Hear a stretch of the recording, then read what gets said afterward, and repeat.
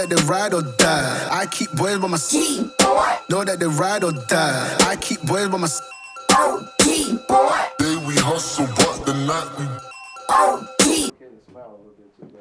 Huh? Mikel, can you introduce yourself real quick? My name's Mikel Brown. Tell me why are you here? Why am I here? Yeah, why are you here? The Adidas deal it's been going on for quite some time. I've been with Adidas for going on 3 years now. I've been playing 3SSB circuit since I was a freshman.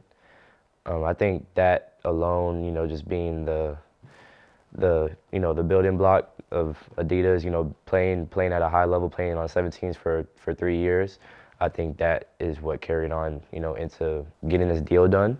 Because it's a family, and I've been a part of the family for a minute, so.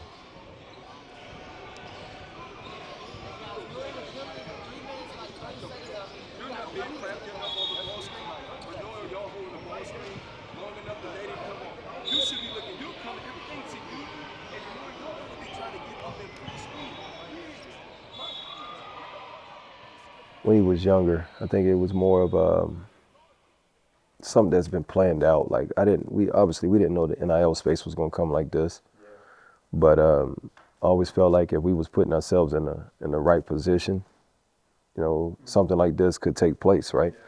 So, we had the options of saying, okay, well, you can go play for this circuit, you can go play for that circuit. When I was coming up, it was no circuits. It was just really, you play Adidas. And so with him, when it was time to choose between where to go, I laid something on the table for him. And I was like, you can play 16U here this was his 9th grade year.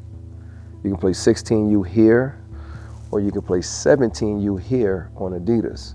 Right. I didn't even give him a name. I didn't tell him what team it would be. I didn't tell him who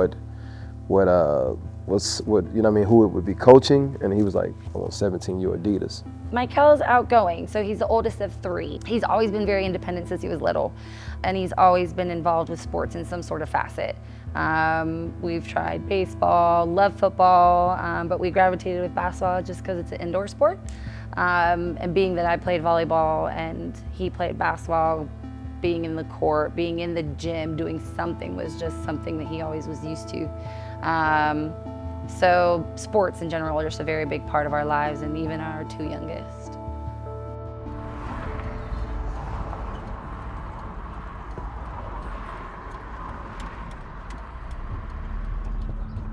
Out here at the Adidas event today, you got a lot of superstars. It's definitely fire, and it's fun to be out here, and it's a blessing. The day I met Mikel was obvious. It was at a 3SSB event, I want to say. This was maybe 2 or 3 years ago. Well, it was 2 years ago, and he was a young buck. He was the smallest guard out there, but he was the most vocal, and you can just tell that you could tell that all of his teammates were just huddling around him and just waiting for him to go.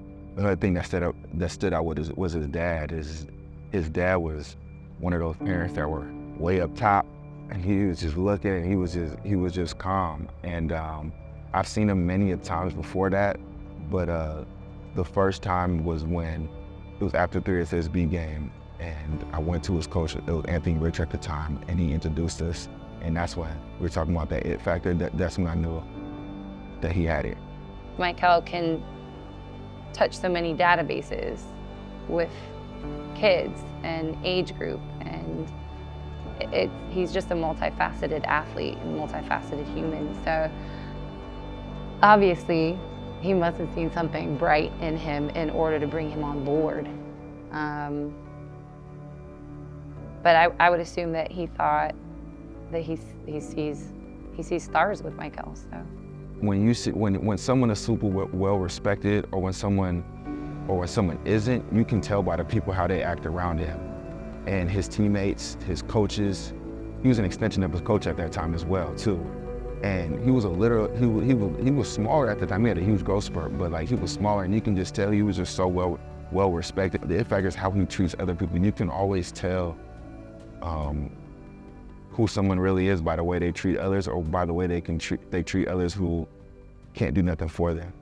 and he was treating everybody with respect and dignity. And so that's how I knew it was him.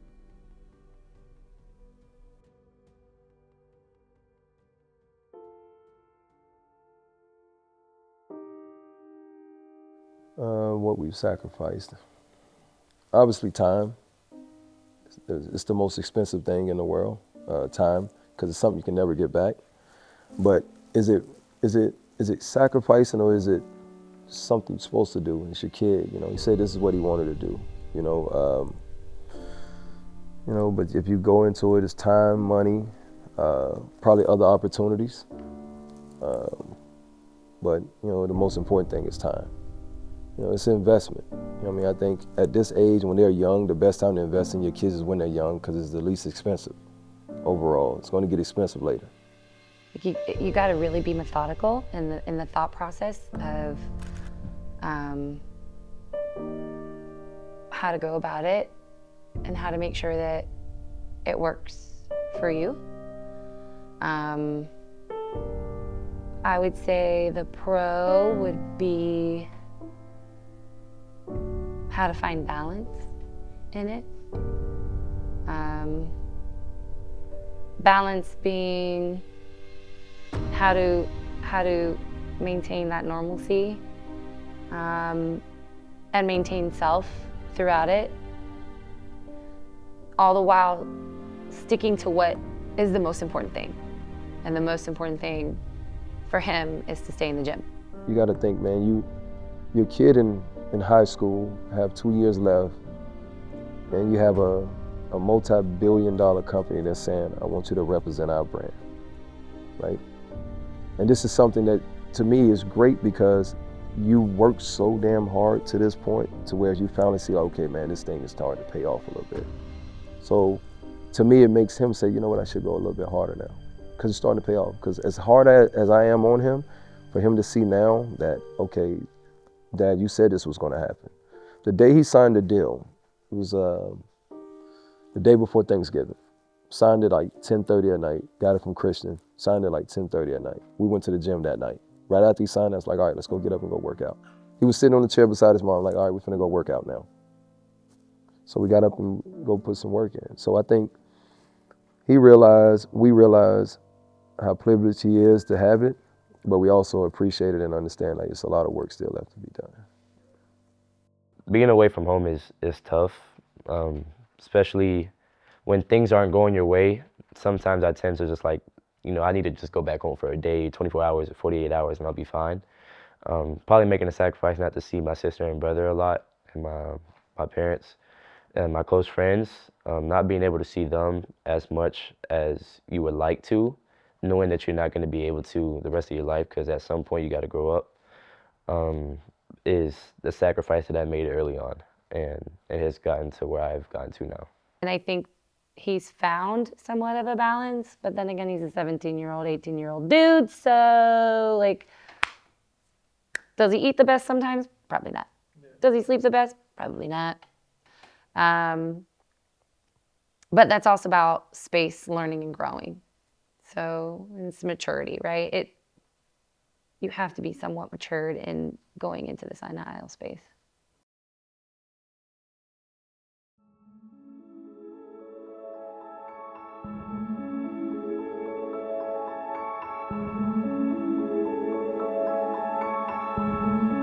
As long as your intentions are pure, your intuition will be clear, right?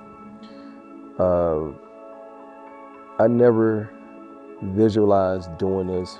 It's not for money. It wasn't for money, but it's for the drive and the love to be great at something. And if you said you love it, let's really push to be great at it, right? So any parent that's going through this or have the opportunity or looking to get into something like this, I say trust your intuition and don't waver, because you're gonna have so many people that's gonna come around that's gonna make you feel like you're making the wrong decision. And I think you've gotta be asked in your way of thinking. Like, you gotta almost be arrogant. You almost gotta be delusional, because you're only delusional until it works. Once it works, now you're genius. So stick to your guns. And most times, most parents don't get to this point or even get to the highest level with their kid because you start to listen to too many voices.